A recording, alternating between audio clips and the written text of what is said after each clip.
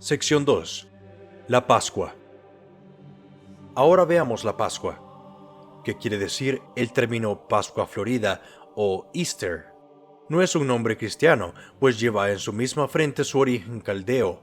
Easter era nada menos que Astarte, uno de los títulos de Beltis, la reina del cielo, cuyo nombre, pronunciado por la gente de Nínive, era evidentemente idéntico al que ahora se emplea comúnmente en este país. Ese nombre encontrado por Layard en los monumentos asirios es Ishtar, como Easter, Pascua, pronunciado Easter en inglés. El culto de Bel y de Astarte se introdujo muy pronto en Gran Bretaña con los druidas, los sacerdotes de las alboredas. Algunos han imaginado que el culto de los druidas fue introducido primero por los fenicios, quienes, siglo antes de la era cristiana, explotaron las minas de estaño de Cornwall. Sin embargo, las huellas inequívocas de este culto se encuentran en lugares de las islas británicas, donde los fenicios nunca llegaron, y han dejado en todas partes señales inequívocas de la misma marcada influencia que debe haber tenido en la primitiva mente británica. Por Bel, el 1 de mayo se llamaba todavía Beltane en el almanaque, y tenemos costumbres que todavía permanecen entre nosotros, lo que demuestra cuán exactamente ha sido observado el culto de Bel o Moloch, pues ambos títulos corresponden al mismo dios, incluso en las regiones del norte de la isla. La última Lady Bayard de Fern Tower en Perthshire dice en Notas e Interrogantes, un escritor muy versado en lo relacionado con las antigüedades británicas, me dijo que todos los años en Beltane, el 1 de mayo, algunos hombres y mujeres se reunían en un antiguo cercado circular de piedras cerca de Crieff. Ellos encienden un fuego en el centro y cada persona pone un pedazo de torta de avena en una boina de pintor. Todos se sientan y sacan a ciegas un pedazo de boina. Previamente se han ennegrecido uno de estos pedazos y cuando se saque ese pedazo tiene que saltar por entre el fuego encendido en el centro del círculo y pagar una multa. Esto es de hecho una parte del antiguo culto de Baal, y la persona a quien les correspondía la suerte era quemada como sacrificio. Ahora, pasar por entre el fuego significaba esto, y el pago de la multa redimía a la víctima.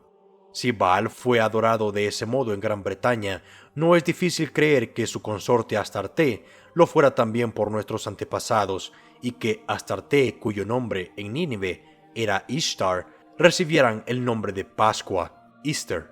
Las solemnidades religiosas de abril, como se practican ahora, mes al que nuestros antepasados llamaron Easter Month, la fiesta del cual leemos en la historia de la Iglesia con el nombre de Pascua, era el siglo III o IV, bastante diferente de la que ahora se celebra en la Iglesia romana, pues en ese tiempo nadie la conocía por el nombre de Easter, se le daba el nombre de Pascua o la Pascua, y aunque no era una institución apostólica, fue observada muy pronto por muchos cristianos creyentes en conmemoración de la muerte y resurrección de Cristo. Originalmente, esa fiesta tenía lugar en el tiempo de la Pascua judía, cuando Cristo fue crucificado, período que en los días de Tertuliano, a fines del siglo II, se creía que había ocurrido el 23 de marzo. Esta fiesta no era idólatra y no estaba precedida por ninguna cuaresma. Debe saberse, dice Casiano, el monje de Marsella, que escribió en el siglo V, al comparar la iglesia primitiva con la iglesia de sus días, que la observancia de los 40 días no existió mientras la perfección de la iglesia primitiva permaneció inviolable. Entonces, ¿de qué vino esta observancia? Los 40 días de abstinencia de la cuaresma están tomados directamente de los adoradores de la diosa babilónica. Tal cuaresma de 40 días, en la víspera de primavera, se observa todavía por los yezidis de Kurdistán o paganos adoradores del diablo, que la han heredado de sus primitivos amos los babilonios. Esa cuaresma de 40 días era celebrada en la primavera por los paganos mexicanos, pues así se lee en Humboldt, donde él da cuenta de las celebraciones mexicanas. 3 días después del equinoccio de primavera, empezaba una fiesta solemne de 40 días en honor del sol. Tal cuaresma de 40 días se observa en Egipto, como puede verse consultado los egipcios de Wilkinson. Landseer informa de sus investigaciones sabias que esta cuaresma egipcia se celebraba expresamente en honor de Adonis u Osiris, el gran dios mediador. Parece que en la misma época se conmemoraba de manera similar el rapto de Proserpina, y Arnovio nos enseña sobre el ayuno que observaban los paganos llamado castus o el ayuno sagrado, y que los cristianos de ese tiempo creían que había sido imitado principalmente del largo ayuno de Ceres, cuando durante 40 días ella se negó rotundamente a comer a causa de su gran tristeza, violentia moeroris, es decir, a causa de la pérdida de su hija Proserpina, cuando la raptó Plutón, el dios de los infiernos. Como las historias de Baco, de Adonis y de Proserpina, aunque originalmente diferentes, se idearon para que se relacionaran y se complementaran entre sí, de suerte que a Baco se le llamaba Liber y a su esposa Ariadna Libera, que era uno de los nombres de Proserpina. Es muy probablemente que el ayuno de 40 días de la cuaresma se dispusiera en tiempos más recientes para referirse a ambos. Parece que entre los paganos esta cuaresma era una preparación indispensable para la gran fiesta anual en conmemoración de la muerte y la resurrección de Tamuz, que se celebraba con la alternación de llanto y regocijo y que en muchos países se celebraba mucho antes que la fiesta cristiana. En Palestina y en Asiria se celebraba en junio, llamado por tanto el mes de Tamuz. En Egipto se celebraba más o menos a mediados de mayo, y en Gran Bretaña en alguna fecha de abril. Para atraer a los paganos al cristianismo nominal, Roma, siguiendo su política acostumbrada, tomó medidas para incorporar las fiestas paganas y cristianas, y, por medio de un complicado pero hábil ajuste de calendario, se encontró que no era difícil en general hacer que el paganismo y el cristianismo, ahora hundido hasta el cogote en la idolatría, se diera la mano, tanto esto como en muchas otras. El instrumento para llevar a cabo este amalgamamiento fue el de Abad Dionisio el Pequeño. Este cambio del calendario con respecto a la Pascua estuvo acompañado de trascendentes consecuencias. Introdujo en el cristianismo la más grande corrupción y la más profunda superstición en unión con la abstinencia de la cuaresma. Que cualquiera lea solamente las atrocidades que se conmemoraban durante el ayuno sagrado o cuaresma pagana, como las describe Arnovio y Clemente Alejandrino, y con seguridad deben sentir vergüenza por el cristianismo de aquellos que, con pleno conocimiento de todas estas abominaciones, descienden a Egipto por ayuda, para despertar la lánguida devoción de la Iglesia degenerada y que no pudieron encontrar un mejor camino para revivirla que tomar de fuente tan contaminada los disparates y las abominaciones que escarnecieron los primitivos escritores cristianos. Estos cristianos creyeron siempre que la introducción de la abstinencia de la cuaresma era una señal del mal, pues demostraba cuán bajo se había caído, y era también una causa del mal que llevaría inevitablemente a la más profunda degradación. Originalmente, incluso en Roma, la cuaresma, precedida por la orgía del carnaval, era completamente desconocida, y, aunque sostenía que el ayuno era necesario antes de la Pascua, fue a paso lento con respecto a esto como se llegó al avenimiento con el ritual del paganismo. No se sabe con certeza cuándo era el tiempo del ayuno de la Iglesia antes de las sesiones del Concilio de Nicea, pero bastante tiempo después de este concilio, tenemos evidencia clara de que el ayuno no sobrepasaba las 3 semanas. Las palabras de Sócrates sobre este asunto están escritas aproximadamente el año 450 después de Cristo. Son estas: aquellos que habitaban en la magnífica ciudad de Roma ayunaban por todo 3 semanas antes de la Pascua, con excepción de los sábados y del Día del Señor. Pero finalmente, cuando el culto de Astarte estaba declinado, se tomaron medidas para hacer que la cuaresma caldea de 6 semanas o 40 días fuera mandato perentorio en todo el ámbito del Imperio Romano del Occidente. El camino para esto fue preparado por el concilio celebrado en Aurelia en tiempos de Hormisdas, obispo de Roma, alrededor del año 519, que decretó que la cuaresma se guardaría solemnemente antes de la Pascua. Sin duda, esto se hizo con el propósito de hacer con este decreto que el calendario fuera reajustado pocos días después por Dionisio. Este decreto no pudo cumplirse enseguida. Aproximadamente a fines del siglo VI, se hizo el primer intento decisivo para hacer cumplir la abstinencia del nuevo calendario. Fue en Gran Bretaña donde se hizo este primer intento, y aquí este intento encontró una gran vigorosa resistencia. La diferencia con respecto al tiempo entre la Pascua cristiana, como se observaba en Gran Bretaña por los cristianos nativos, y la Pascua pagana ordenada por Roma, era en el momento de su cumplimiento, de un mes completo, y fue solamente mediante la violencia y el derramamiento de sangre cuando, al fin, la fiesta de la diosa anglosajona o caldea vino a desplazar lo que había sido establecido en honor de Cristo. Esta es la historia de la Pascua. Los ritos populares que todavía acompañan el tiempo de esta celebración confirman ampliamente el testimonio de la historia con respecto a su carácter babilónico.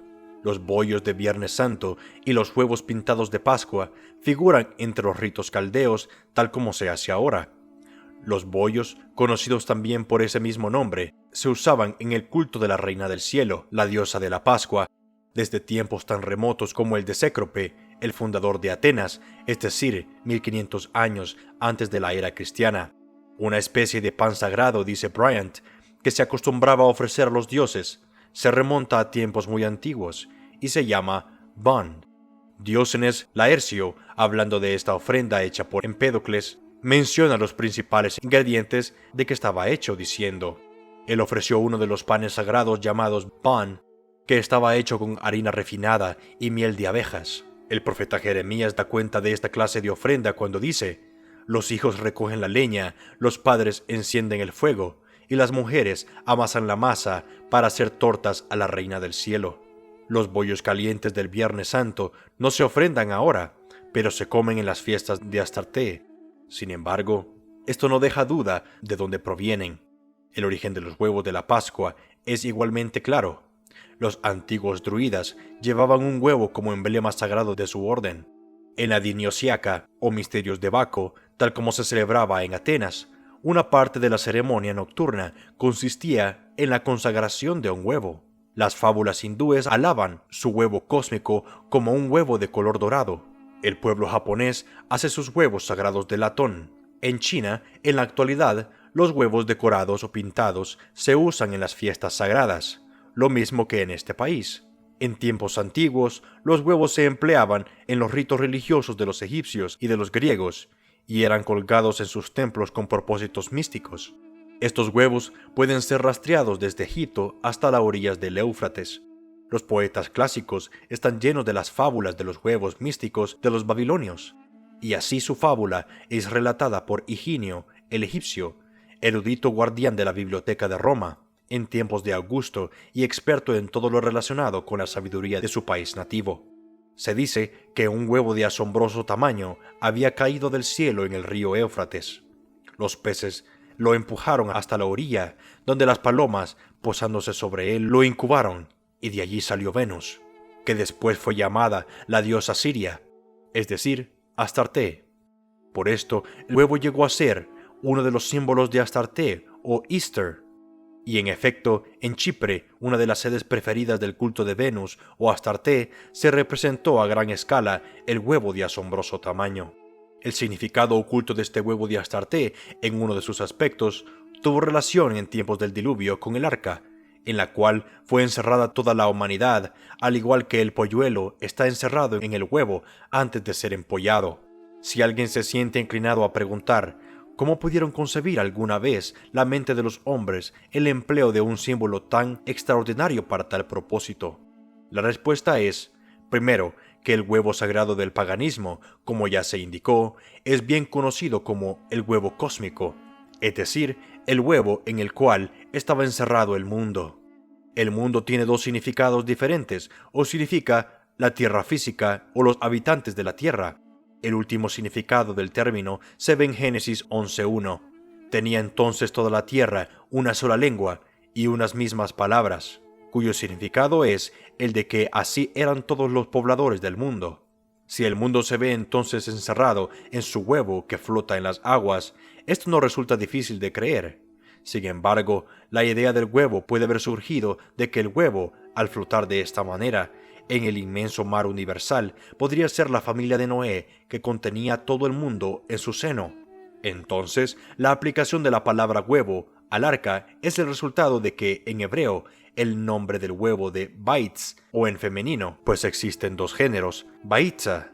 Esta palabra se convierte en caldeo y en fenicio en beith o baitha, en caldeo actual, que en estas lenguas es también la forma usual en que se pronuncia la palabra casa. El huevo que flota en las aguas y que contenía el mundo fue la casa que flotaba en las aguas del diluvio con los elementos del nuevo mundo en su seno.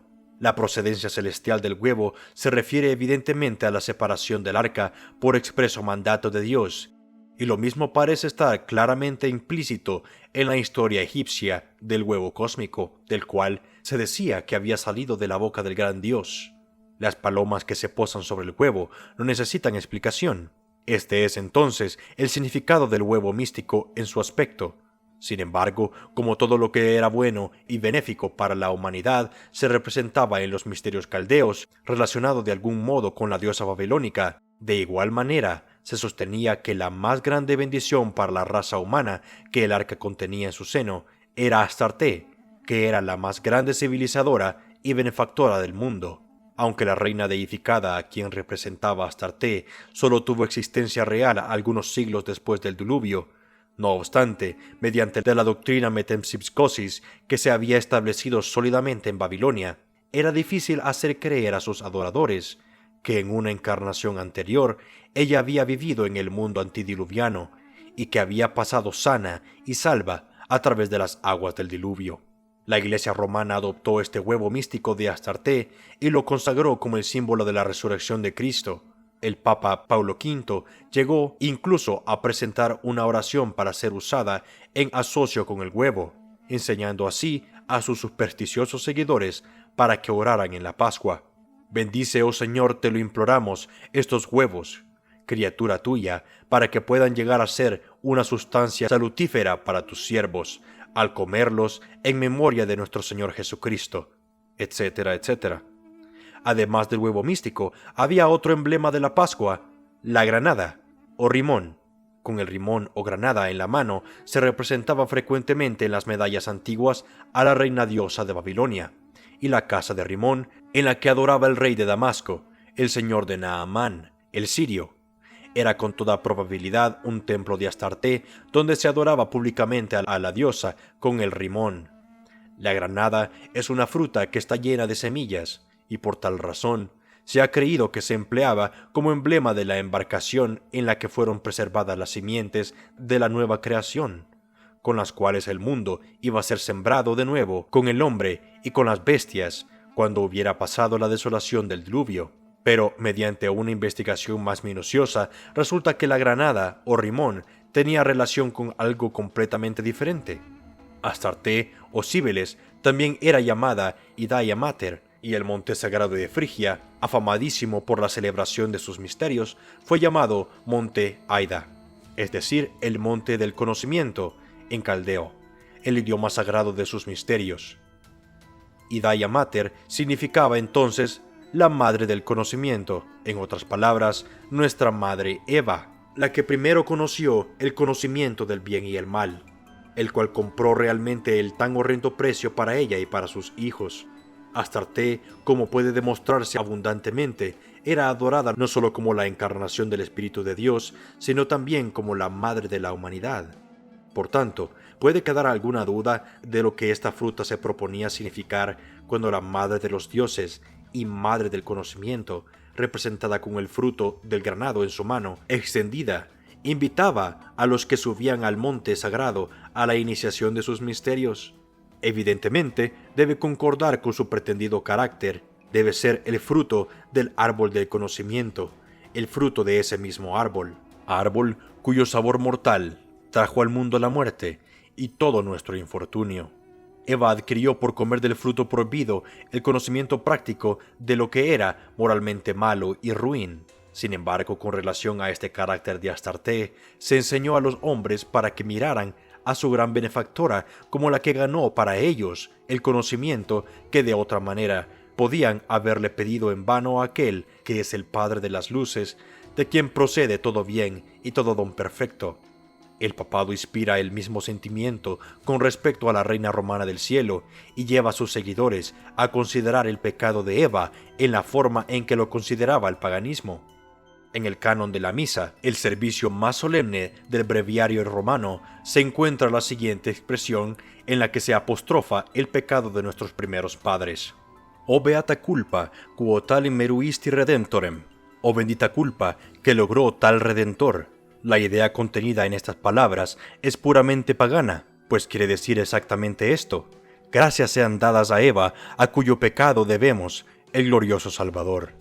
Es verdad que la idea contenida en ella se encuentra expresada en las mismas palabras de los escritos de Agustín, pero es una idea absolutamente opuesta al espíritu del Evangelio, que hace el pecado la culpa más grande, partiendo de la consideración de que él necesitó de tal rescate para la liberación de su horrenda maldición.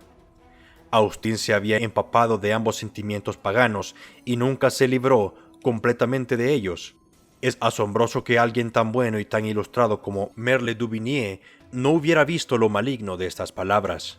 Como Roma alimenta los mismos sentimientos del paganismo, ha adoptado también los mismos símbolos en cuanto se le presenta la oportunidad. En este país y en la mayoría de los países de Europa no se dan las granadas, y sin embargo, aún aquí, la superstición de la granada debe mantenerse hasta donde sea posible. Por tanto, en lugar de la granada se emplea la naranja, y así los papistas de Escocia agregan naranjas a sus huevos. Y así también cuando el obispo Gillis de Edimburgo realizaba hace unos pocos años la ostentosa ceremonia de lavamiento de los pies a 12 harapientos irlandeses durante la Pascua, terminó por obsequiarle a cada uno de ellos 2 huevos y una naranja. Ese empleo de la naranja como el fruto representativo del terrible árbol probatorio del Edén no es una invención moderna, pues ella se remonta hasta las épocas distantes de la antigüedad clásica. Se acepta por todos aquellos que han estudiado el asunto que los jardines de los Hespérides en el Oriente solo son la réplica del paraíso del Edén en el Oriente. La descripción de los jardines sagrados como situación en las islas del Atlántico enfrente de la costa de África demuestra que su legendaria locación concuerda exactamente con el Cabo Verde o las Islas Canarias, o con alguna isla de ese grupo, y por supuesto, el fruto dorado del árbol sagrado tan celosamente custodiado no era otro que la naranja. Dejemos que sea el lector quien se fije bien. Según la historia clásica pagana, no había ninguna serpiente en ese jardín del deleite en las Islas de la Bendición, con el fin de tentar a la humanidad para que violara la sumisión de su gran benefactor, comiendo del árbol sagrado, excluido como prueba de su fidelidad. No, pues por el contrario, fue la serpiente el símbolo del demonio, el príncipe del mal, el enemigo del hombre, la que les prohibió que comieran del precioso fruto, vigilando tan estrictamente que no se permitía que fuera tocado. Hércules, una de las representaciones de los mesías paganos, no el primigenio, sino el Hércules griego, apiadándose del estado de infelicidad del hombre, mató o derrotó a la serpiente, ese ser envidioso que escatimaba a la humanidad el uso de aquello que era tan necesario para hacerlos a la vez completamente felices y sabios, y concederles lo que de otra manera irremediablemente fuera de su alcance. Aquí, entonces, Dios y el demonio están hechos precisamente para cambiar de puesto. El Señor, quien prohibió al hombre que comiera del árbol del conocimiento, está simbolizado por la serpiente y presentado como el gran maligno, carente de generosidad, en tanto que el que emancipó al hombre del yugo del Señor y le dio del fruto del árbol prohibido, en otras palabras, Satanás, bajo el nombre de Hércules, es celebrado como el libertador bueno y amable de la raza humana. ¡Qué misterio de iniquidad el que hay aquí! Ahora, todo está encubierto en la naranja sagrada de la Pascua.